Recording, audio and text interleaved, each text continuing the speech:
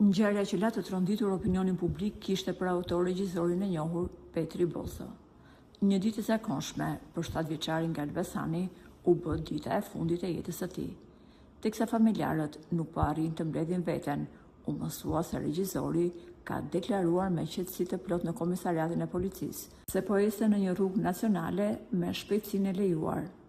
Teksa priste të dilte shpejt nga izolimi, regjizori është tronditur kur një ditë më pas gjykata ka vendosur ndaj tij masën e arrestit me burg. Por ajo që bën akoma më alarmante këtë situatë është fakti se në një intervistë dhënë më herët, regjizori Petri Bozo ishte folur për eksperiencën e tij në drejtimin e automjeteve, duke planuar se gjatë gjithë jetës kishte qenë i përfshirë në më shumë se 20 aksidente rrugore dhe sa i deklaronte se kjo gjë nuk kishte ndodhur për fajt të tij.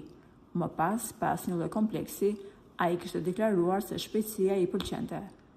Dihet që regjizori i njohur është djali i deputetes socialiste Lulieta Bozo, e cila mësohet të jetë shprehur se i biri ishte gjithmonë i kujdesshëm në drejtimin e makinës.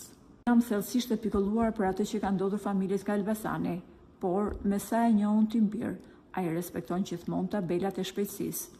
Unë kam besim se drejtësia do të bëjë një hetim të thellë të ngjarjes për të zbardhur faktorët që çuan drejt këtij aksidenti, por jam me pafjalë dhe dërmuar në lidhje me këtë që na ka ndodhur, mësohet të jetë shprehur mamaja e regjizorit.